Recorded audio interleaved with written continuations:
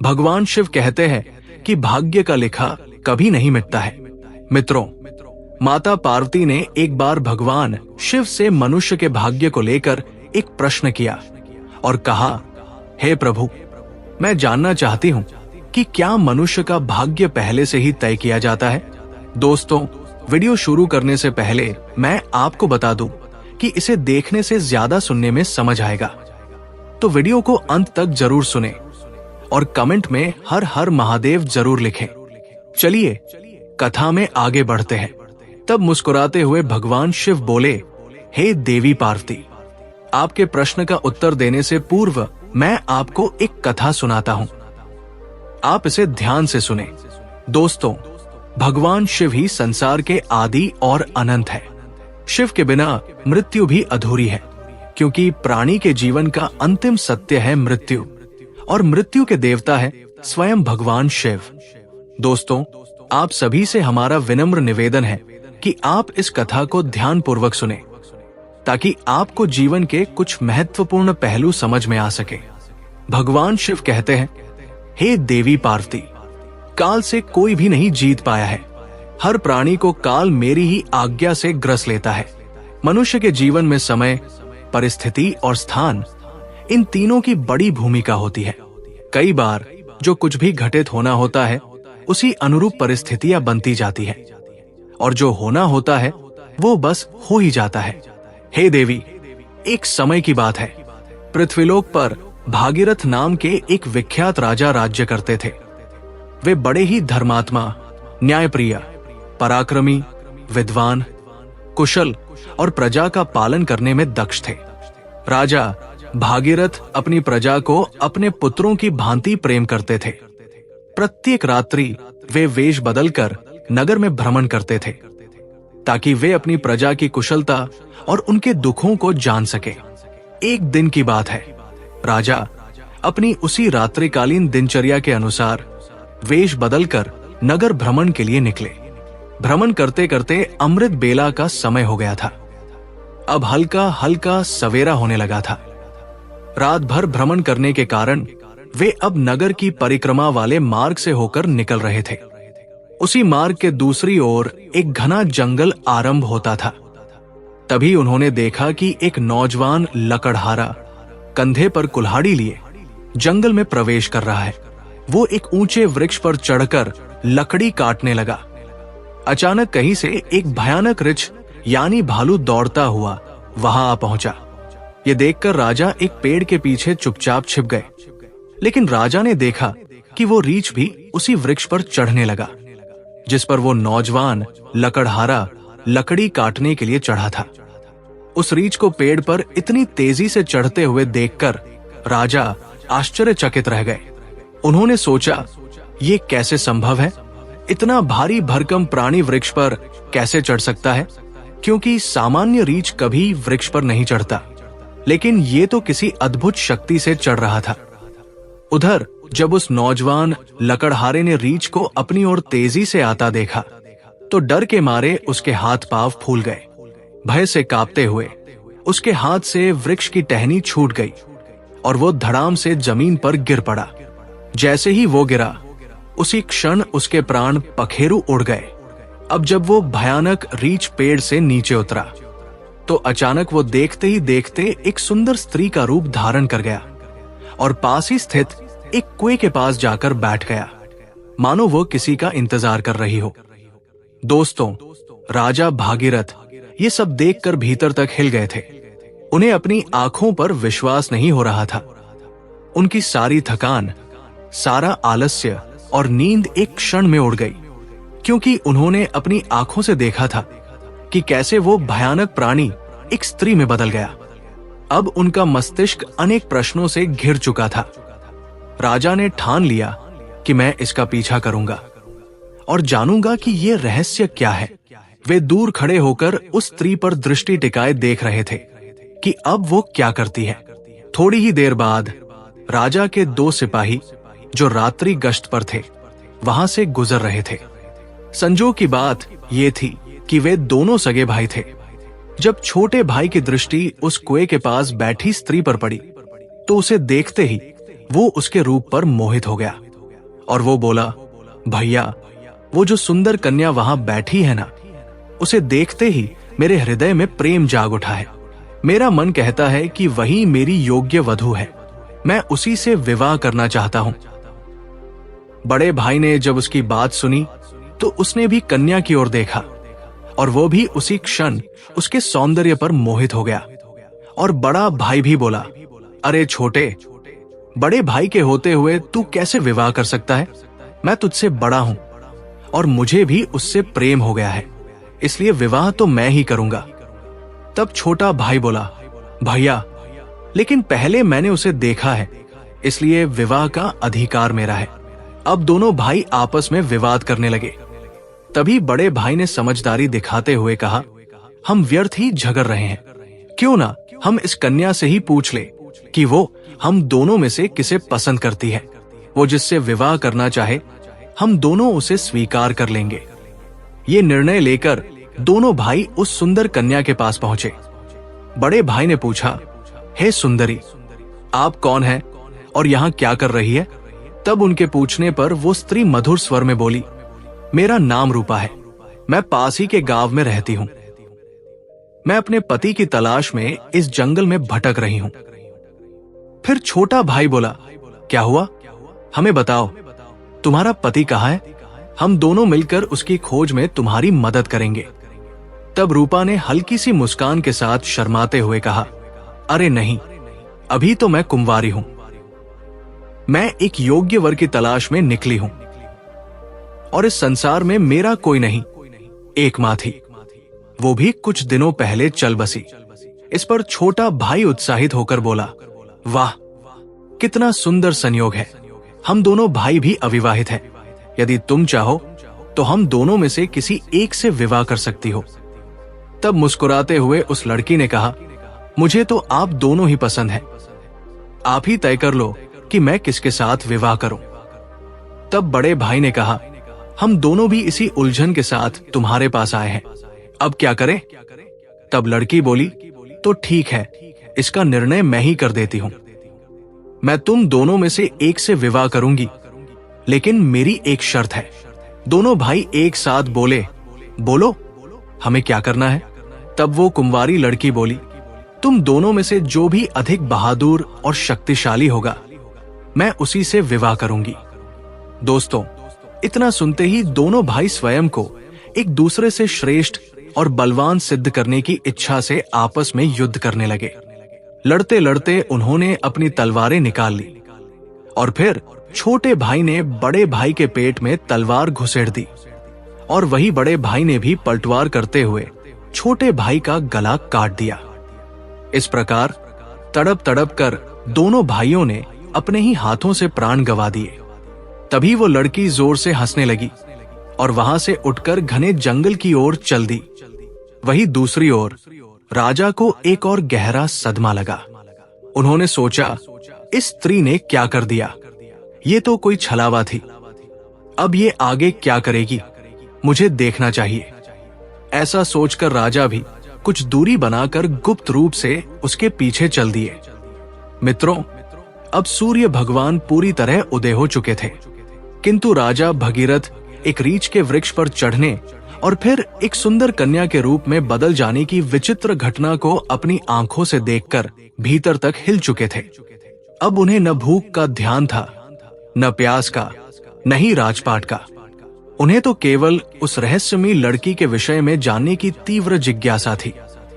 राजा उस सुंदर स्त्री का पीछा करते हुए सावधानी पूर्वक लगभग 2 कोस दूर तक आ गए। अब आगे जो हुआ उसने राजा के आश्चर्य की सभी सीमाएं तोड़ दी, क्योंकि देखते ही देखते वही स्त्री अब फिर अपना रूप बदलकर एक जहरीले नाग में बदल गई और वो नाग बहुत तेजी से रेंगता हुआ आगे बढ़ने लगा। कुछ ही दूर एक नदी बह रही थी। वो नाग नदी किनारे पहुंचा और राजा की आंखों के सामने ही नदी में कूद पड़ा। नदी में एक नाव चल रही थी जिसमें 10-12 लोग सवार थे।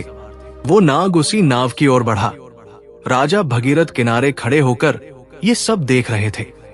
नाग के नाव में कूदते ही उसमें अफरा तफरी मच गई। लोग डर के मारे अपनी जान बचाने के लिए नावक लगभग 2 कोस दूर तक आ गए। अब आगे जो हुआ उसने राजा के आश्चर्य की सभी सीमाएं तोड़ दी, क्योंकि देखते ही देखते वही स्त्री अब फिर अपना रूप बदलकर एक जहरीले नाग में बदल गई और वो नाग बहुत तेजी से रेंगता हुआ आगे बढ़ने लगा। कुछ ही दूर एक नदी बह रही थी। वो नाग नदी किनारे पहुंचा और राजा की आंखों के सामने ही नदी में कूद पड़ा। नदी में एक नाव चल रही थी जिसमें 10-12 लोग सवार थे। वो नाग उसी नाव की ओर बढ़ा। राजा भगीरथ किनारे खड़े होकर ये सब देख रहे थे। नाग के नाव में कूदते ही उसमें अफरा तफरी मच गई। लोग डर के मारे अपनी जान बचाने के लिए नाव से पानी में कूदने लगे। इस भगदड़ में नाव भी पलट गई और जो लोग तैरना जानते थे वे किसी तरह नदी से बाहर निकल आए, लेकिन जो तैरना नहीं जानते थे वे डूबकर अपनी जान गंवा बैठे। दोस्तों, थोड़ी ही देर बाद वो नाग नदी से बाहर निकला और किनारे किनारे आगे बढ़ने लगा। राजा भगीरथ उसका पीछा करते रहे। फिर कुछ दूर जाने पर राजा को एक और आश्चर्य हुआ। वो नाग अब एक बार फिर अपना रूप बदल चुका था। अब वो एक वृद्ध गरीब ब्राह्मण के वेश में था। राजा ने सोचा, इस रहस्यमय प्राणी के विषय में जानकारी लेने का यही उचित समय है, क्योंकि इस समय वो एक वृद्ध ब्राह्मण के रूप में था। इसलिए राजा ने सोचा, अब मुझे इससे कोई खतरा नहीं होगा, मैं इसके पास आसानी से पहुंच सकता हूं। यही सोचकर राजा शीघ्रता से उस रहस्यमयी ब्राह्मण की ओर बढ़ने लगे। राजा तो उसके छलावे और रहस्यमयी चालों का पहले से ही पीछा कर रहे थे। अब वो तेज कदमों से चलते हुए उस ब्राह्मण के पास पहुंचे। उन्होंने हाथ जोड़कर विनम्रता से प्रणाम किया। उस वृद्ध ब्राह्मण ने भी हाथ उठाकर अभिवादन स्वीकार किया और उन्हें आशीर्वाद दिया। तब राजा ने समीप जाकर पूछा, हे ब्राह्मण देव, आप कौन हैं? तब उस ब्राह्मण ने बड़े आश्चर्य के साथ उत्तर दिया, क्या तुम्हें दिखाई नहीं देता? मैं एक ब्राह्मण हूं और साथ ही एक वैद्य भी। अभी मुझे बहुत शीघ्रता से राजमहल पहुंचना है, क्योंकि वहां के राजा संकट में हैं और उन्हें एक कुशल वैद्य की आवश्यकता है। उस ब्राह्मण की बात सुनकर राजा स्तब्ध रह गए। उनका शरीर पसीने से भीग गया। अब उनका धैर्य टूटने लगा। दोस्तों, भगवान शिव माता पार्वती से कहते हैं, हे देवी, ऐसा क्यों न हो, क्योंकि हर मनुष्य अपनी मृत्यु से डरता है और जब मृत्यु ही उसके सामने खड़ी होकर उससे बात कर रही हो तो भय तो होगा ही। राजा अब अत्यंत डर चुके थे, किंतु उन्होंने साहस जुटाया और दृढ़ स्वर में बोले, हे विप्र, कुछ तो सत्य कहिए। ऐसे झूठ बोलना ब्राह्मण को शोभा नहीं देता। इसके लिए आपको दंड भी मिल सकता है, यहां तक कि सूली पर भी चढ़ाया जा सकता है।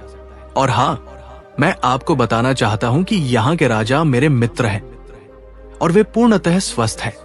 ये सुनकर ब्राह्मण मंद मुस्कान के साथ बोला, मैं सब जानता हूं। तुम व्यर्थ मेरा समय नष्ट कर रहे हो। मैं जो भी हूं उससे तुम्हें क्या लेना देना? तुम अपने काम से काम रखो। राजा ने अब अपनी आवाज ऊंची करते हुए कहा, हे ब्राह्मण, आप पुनः असत्य बोल रहे हैं। आप ब्राह्मण नहीं हैं। आप वो नहीं हैं जो मुझे प्रतीत हो रहे हैं। जब तक मैं सच्चाई नहीं जान लेता तब तक मैं आपका पीछा नहीं छोड़ सकता। आपको सच बताना ही पड़ेगा। फिर से मंद मुस्कान के साथ वो ब्राह्मण बोला, हे युवक, मैं एक ब्राह्मण ही हूं। मुझे जाने दो, नहीं तो यहाँ के राजा की मृत्यु का कारण तुम बनोगे और इसका पछतावा तुम्हें जीवन भर रहेगा। ब्राह्मण के मुख से ऐसी बातें सुनकर राजा को क्रोध आ गया। उन्होंने अपनी गुप्त तलवार निकाल ली और बोले, अब आप झूठ नहीं बोल सकते। मैं तब से आपका पीछा कर रहा हूं जब आप ऋच का रूप धारण किए हुए थे। आपने उस युवक लकड़हारे को मार डाला, फिर एक सुंदर स्त्री बनकर 2 सिपाही भाइयों को एक दूसरे के हाथों मरवा दिया। फिर आप विशैला नाग बनकर नदी में कूदे और उस नाव पर चढ़ गए जिसमें कई यात्री सवार थे। आपकी दहशत के कारण भगदड़ मची, नाव पलट गई। जो तैरना जानते थे वे तो बच निकले, लेकिन बाकी सभी डूबकर मर गए और अब आप वृद्ध ब्राह्मण का रूप धारण करके नई चाल चल रहे हैं। इसलिए हे ब्राह्मण, अब सत्य कहो, तुम कौन हो? राजा की तीखी बातें और तलवार की नोक देखकर भी वो ब्राह्मण शांत रहा और बोला, हे युवक, यदि मैं न बताऊं तो तुम क्या कर लोगे? राजा ने तलवार को उसके और निकट कर लिया और बोले, अब तुम परिणाम भुगतने के लिए तैयार हो जाओ, क्योंकि अब तुम कई लोगों की हत्या करने के दोषी हो। इसलिए तुम्हें राजदरबार में प्रस्तुत कर सूली पर चढ़ाया जाएगा। तुम नहीं जानते कि ये सम्राट भगीरथ का राज्य है, जो एक न्यायप्रिय और प्रजावत्सल राजा है। तुम यहाँ से जीवित वापस नहीं जा सकते। इसलिए तुम्हारी भलाई इसी में है कि अपने असली रूप में आओ और अपनी सच्चाई मुझे बताओ। दोस्तों, तब भगवान शिव कहते हैं, हे देवी पार्वती। राजा की ऐसी बातों को सुनकर वो वृद्ध ब्राह्मण जोर जोर से ठहाके लगाकर हंसने लगा और बोला, हे राजन, मैं जानता हूं कि ये नगरी सम्राट भगीरथ की है, जो एक महान प्रतापी और धर्मनिष्ठ राजा है। और मैं ये भी जानता हूं कि वो तुम ही हो, विश्व विख्यात सम्राट भगीरथ। किंतु अब तुम भी एक बात जान लो, तुम मुझे नहीं मार सकते, बल्कि एक दिन ऐसा आएगा जब मैं ही तुम्हें मरने के लिए विवश कर दूंगा। अब तो राजा के होश ही उड़ गए। ब्राह्मण की इस प्रकार की बात सुनकर राजा भगीरथ के हाथ से तलवार छूटकर नीचे गिर गई। वे हाथ जोड़कर चुप हो गए और मन ही मन सोचने लगे, जिसने इस रूप में भी मुझे पहचान लिया, वो कोई साधारण मानव तो हो ही नहीं सकता। तभी राजा विनम्र होकर बोले, हे ब्राह्मण, अब जब आपने मुझे पहचान ही लिया है, तो कृपा करके ये भी बताएं कि आप वास्तव में कौन हैं? तब वो ब्राह्मण बोला, हे राजन, किसी ने सत्य ही कहा है कि संसार में 4 हट सबसे बलवान होते हैं, राजहट, बालहट, स्त्रीहट और योगहट। तुम राजा हो, इसलिए राजहट पर अड़े हो। अब तुम बिना मेरी सच्चाई जाने रह ही नहीं सकते, ये भी मैं जानता हूं। इसलिए अब ध्यान से सुनो, मैं कौन हूं और मैं तुम्हारी राजधानी में क्यों आया हूं।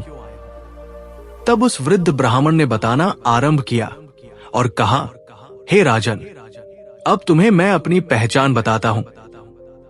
मेरा नाम काल है।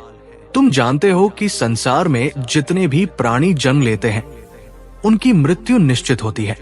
इसीलिए इस धरती को मृत्यु लोक कहा जाता है। जब कोई प्राणी माता के गर्भ में आता है, तो उसी समय उसका भाग्य लिखा जाता है। नियति के अनुसार आत्मा शरीर में प्रवेश करती है और वह जीवित होता है। उसी क्षण उसकी मृत्यु का समय, स्थान और कारण भी विधाता द्वारा निश्चित कर दिया जाता है। जब किसी प्राणी की मृत्यु का समय आता है, तो भगवान शिव ही धर्मराज को इसकी सूचना देते हैं, क्योंकि सभी प्राणियों की मृत्यु का निर्णय शिव जी के पास होता है। धर्मराज शिव जी से आज्ञा प्राप्त कर मुझे यानी काल को आदेश देते हैं कि अब जाओ और उस प्राणी के प्राण हर लो। तब मैं मृत्यु लोक में आता हूं। मुझे पहले से पता होता है कि किस प्राणी की कब, कहां और कैसे मृत्यु होगी। इसलिए मैं उस प्राणी को निश्चित समय पर, निश्चित स्थान पर पहुंचा देता हूं, वहां जहां उसकी मृत्यु सुनिश्चित हो। और जिस प्रकार उसकी मृत्यु विधाता ने लिखी होती है, मैं उसी प्रकार की परिस्थितियां और घटनाएं वहां उपस्थित कर देता हूं। इसलिए हे राजन, सुनो, उस लकड़हारे को मैंने नहीं मारा था। तब राजा ने आश्चर्य से पूछा, हे विप्र, आप ये कैसे कह सकते हैं? मैंने स्वयं अपनी आंखों से देखा है कि उस लकड़हारे की मृत्यु का कारण आप ही बने थे। तब ब्राह्मण यानी काल ने कहा, हाँ, कारण तो मैं ही बना था, लेकिन सांसारिक लोग तो यही समझते हैं कि लकड़हारा पेड़ से गिरकर मरा, जबकि वह तो मेरी योजना का हिस्सा था। उसकी मृत्यु पेड़ से गिरकर होनी निश्चित थी, इसलिए मुझे वो रूप धारण करना पड़ा। सोचो, अगर मैं असल में वृद्ध होता तो क्या कभी पेड़ पर चढ़ पाता? उसी तरह जो सिपाही मरे, उनकी मृत्यु एक दूसरे के हाथों होनी तय थी।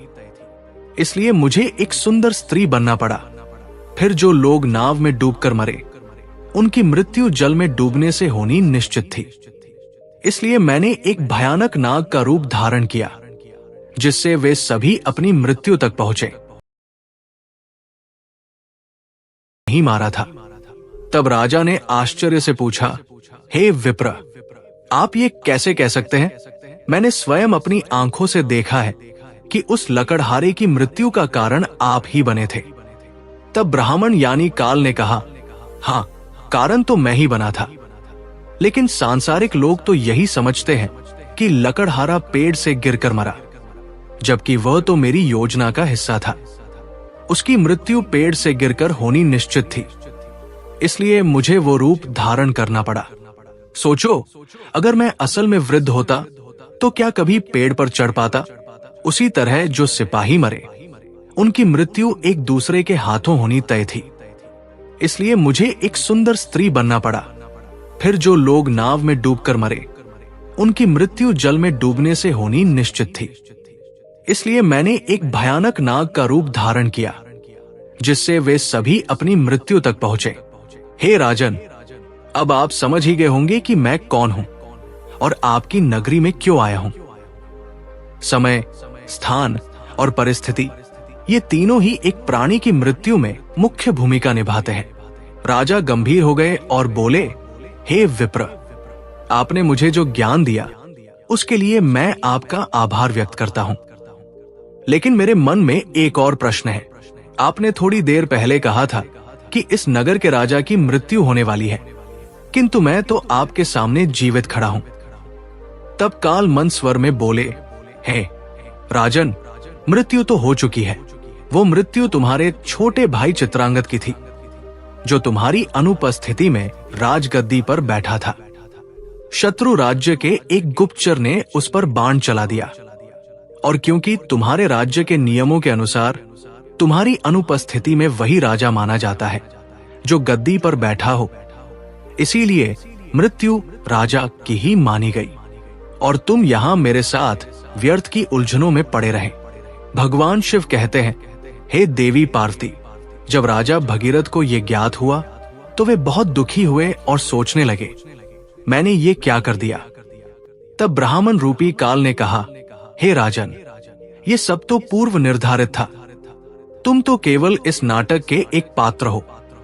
जो होना होता है वो होकर ही रहता है। अब शोक करने से कुछ नहीं बदलेगा। तुम्हारी आयु अभी शेष है। अब तुम लौट जाओ और अपना राज्य संभालो।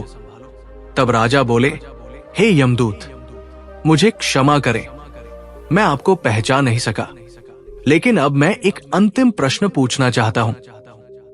क्या आप मेरी मृत्यु के विषय में बता सकते हैं? तब ब्राह्मण मुस्कुराते हुए बोले, पूछो राजन, मैं तुम्हारी शंका दूर कर दूंगा। तब राजा बोले, क्या आप मुझे ये बता सकते हैं कि मेरी मृत्यु कब होगी? तब यमदूत ने कहा, नहीं, एक सामान्य व्यक्ति के लिए ये बात जब तक गुप्त रहती है तभी तक वो इस संसार में विलीन होकर जी सकता है, अन्यथा वो मृत्यु से पहले ही पल पल तड़प तड़प कर मरता है। क्योंकि चिंता और चिता में कोई अंतर नहीं है। चिता तो केवल एक ही बार शव को भस्म कर देती है, किंतु चिंता हर पल मन और शरीर को जलाती है।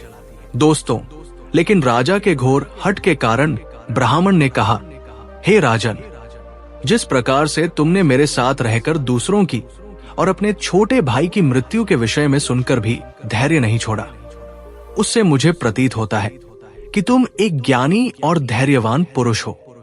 इसलिए मैं तुम्हें तुम्हारी मृत्यु के विषय में बताता हूं। हे राजन, ध्यान पूर्वक सुनो।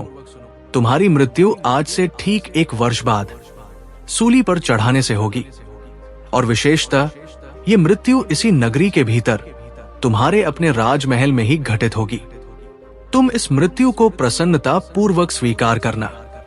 इतना कहकर वो ब्राह्मण एक चील का रूप धारण कर वहां से उड़ गया, और दूसरी ओर राजा अपने महल लौटकर अपने छोटे भाई चित्रांगद का अंतिम संस्कार करते हैं और राज्य कार्य को पुनः व्यवस्थित रूप से संभालने लगते हैं। धीरे धीरे वे यमदूत के साथ हुई सारी घटनाओं को भूलने लगते हैं। इसी तरह 6 महीने बीत जाते हैं। फिर एक रात अचानक राजा घबराकर नींद से उठ जाते हैं। उन्हें मृत्यु की आहट महसूस होने लगती है। इस पर भगवान शिव कहते हैं, हे देवी, मनुष्य चाहे जितना भी निडर क्यों न हो, परंतु जब उसे अपनी मृत्यु का पूर्वाभास हो जाए तो वो उससे बचने के लिए कोई न कोई उपाय अवश्य ही ढूंढ निकालता है। राजा ने भी ऐसा ही किया। अगली सुबह राजा दरबार में अपने मंत्रियों से कहते हैं, हे मंत्रियों, एक भविष्यवाणी के अनुसार आज से ठीक 6 महीने बाद मेरी मृत्यु मेरे ही महल में सूली पर चढ़ाने से होगी। अतः आप लोग कोई ऐसा उपाय खोजें जिससे ये मृत्यु टाली जा सके। कुछ समय बाद एक प्रमुख मंत्री ने सुझाव दिया, महाराज, यदि हम राज्य भर से सभी नुकीली वस्तुओं जैसे सूली, भाले, चाकू, कटार आदि का पूर्णतः बहिष्कार कर दें और उन्हें राजनगर से बाहर निकाल दें, तो शायद आपको सूली पर चढ़ाया ही न जा सके। मंत्री की ये सलाह राजा को और अन्य सभासदों को भी पसंद आती है और वे वैसा ही करते हैं। दोस्तों, राजा भगीरथ अब थोड़े शांत हो जाते हैं, किंतु मृत्यु का भय उनके भीतर अब भी जीवित रहता है। इस भय के कारण अब उन्हें नींद नहीं आती और वे मन को बहलाने के लिए नए नए शौक अपनाने लगते हैं। इसी तरह दिन बीतते हैं और वह दिन भी आ जाता है जिसके अगले दिन भविष्यवाणी के अनुसार राजा की मृत्यु होनी थी।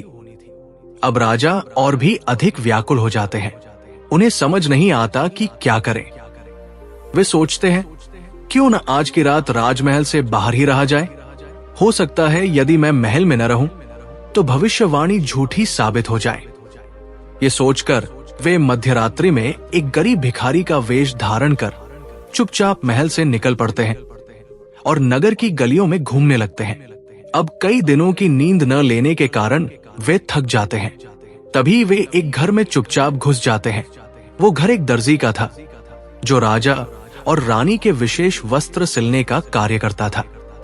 राजा उस घर में चुपचाप एक कोने में जाकर सो गए। अब रात्रि का अंतिम प्रहर बीत रहा था। राजमहल में किसी को यह ज्ञात नहीं था कि राजा कहाँ है, क्योंकि कई दिनों से वे अपने कक्ष से बाहर नहीं निकले थे।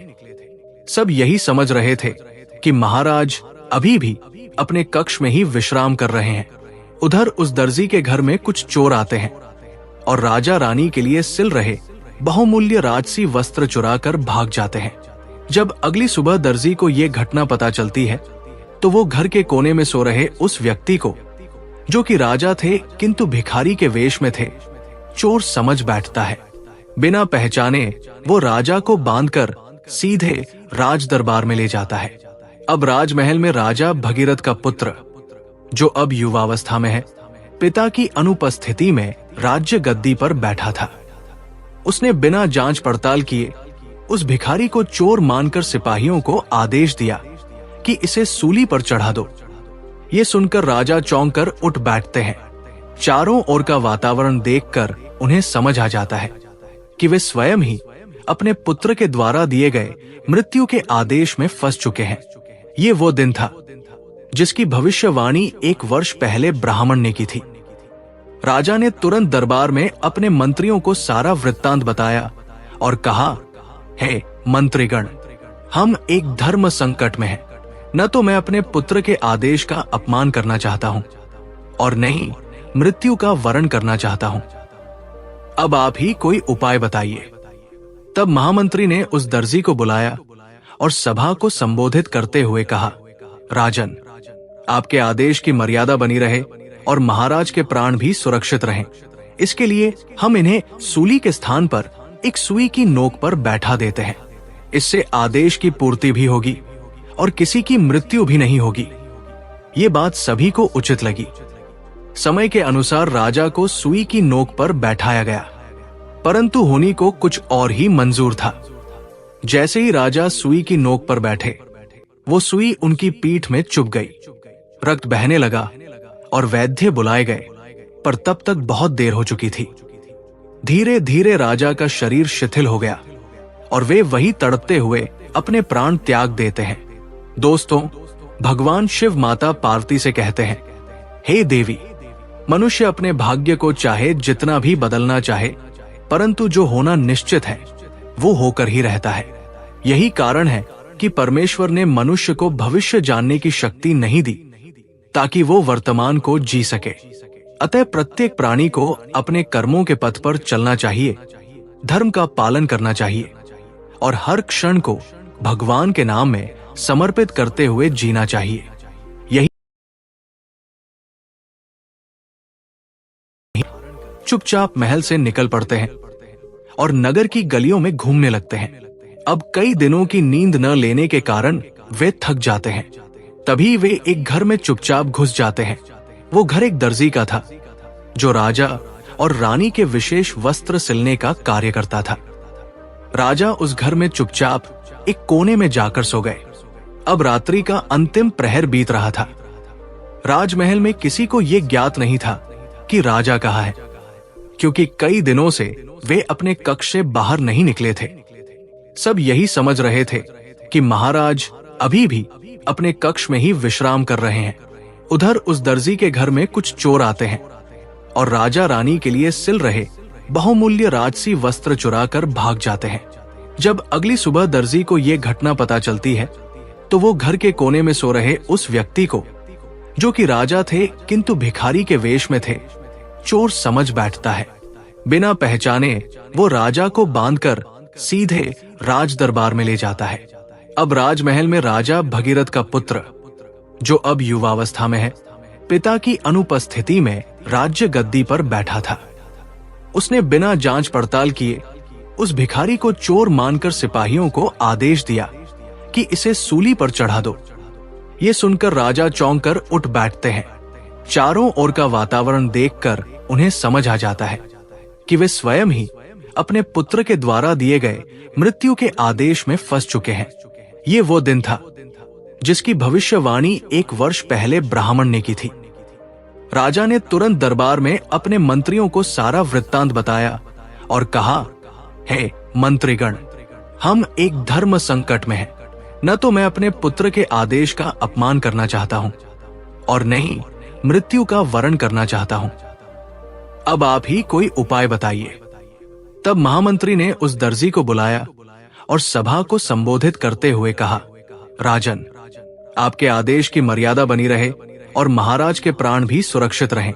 इसके लिए हम इन्हें सूली के स्थान पर एक सुई की नोक पर बैठा देते हैं। इससे आदेश की पूर्ति भी होगी और किसी की मृत्यु भी नहीं होगी। ये बात सभी को उचित लगी। समय के अनुसार राजा को सुई की नोक पर बैठाया गया, परंतु होनी को कुछ और ही मंजूर था। जैसे ही राजा सुई की नोक पर बैठे, वो सुई उनकी पीठ में चुभ गई। रक्त बहने लगा और वैद्य बुलाए गए, पर तब तक बहुत देर हो चुकी थी। धीरे धीरे राजा का शरीर शिथिल हो गया और वे वही तड़पते हुए अपने प्राण त्याग देते हैं। दोस्तों, भगवान शिव माता पार्वती से कहते हैं, हे देवी, मनुष्य अपने भाग्य को चाहे जितना भी बदलना चाहे, परंतु जो होना निश्चित है वो होकर ही रहता है। यही कारण है कि परमेश्वर ने मनुष्य को भविष्य जानने की शक्ति नहीं दी, ताकि वो वर्तमान को जी सके।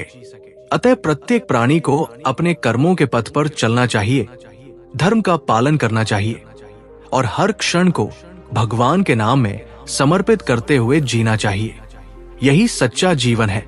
तो दोस्तों, यही थी राजा भगीरथ की अद्भुत और रहस्यमयी कथा, जो हमें ये सिखाती है कि भाग्य से कोई नहीं बच सकता, चाहे कोई कितना भी उपाय कर ले। यदि आपको ये कथा अच्छी लगी हो तो कृपया इस वीडियो को लाइक करें। अगर आप हमारे चैनल पर नए हैं तो इसे सब्सक्राइब जरूर करें, ताकि ऐसे ही रहस्यमयी, प्रेरणात्मक और आध्यात्मिक कथाएं आपको नियमित रूप से मिलती रहें। जय भोलेनाथ, हर हर महादेव। आपका